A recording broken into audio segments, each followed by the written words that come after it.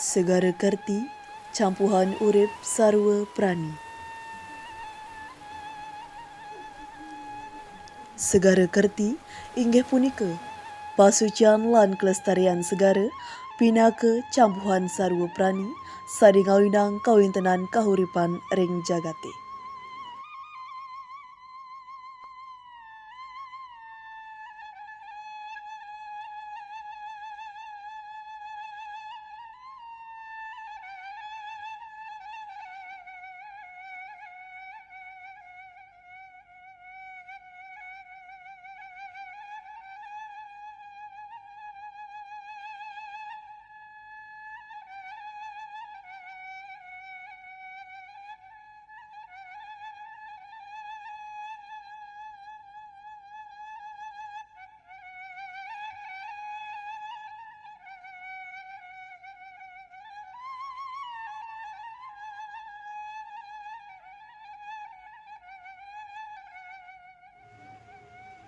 Campuhan sarua prani pinaka dasar angin gelestariang bahasa, aksara, miwah sastra Bali sani pacang nguningayang indik sukseman segara pinaka panyumu lan penguntat kahuripane puniki.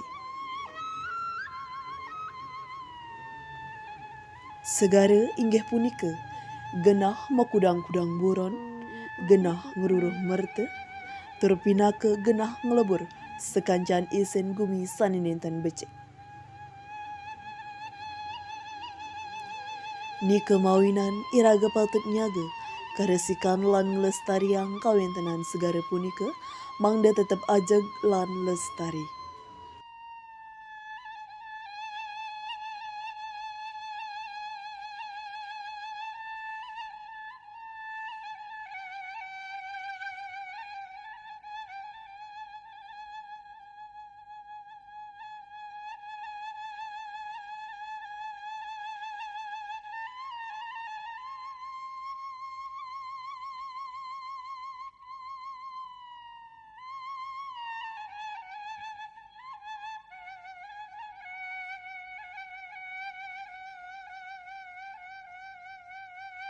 Manut ring sekala, segara kerti, kelaksana yang antuk nyaga keresikan lan kelestarian pasih, ternyaga makudang-kudang sumber daya alam saniwenten ring pasih.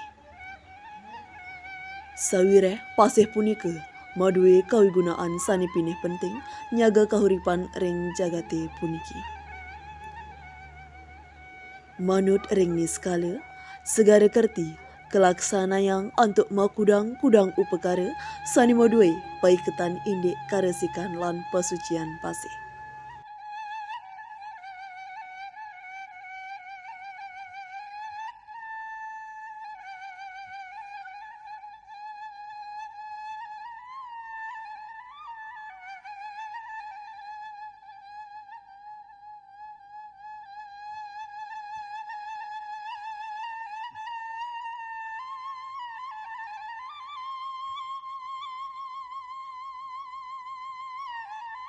Tur ngelestariang pura-pura saniwenten ring segara. Tetujuan nyani inggih punika angin nyaga kerahayuan ring pasih lan jagati puniki.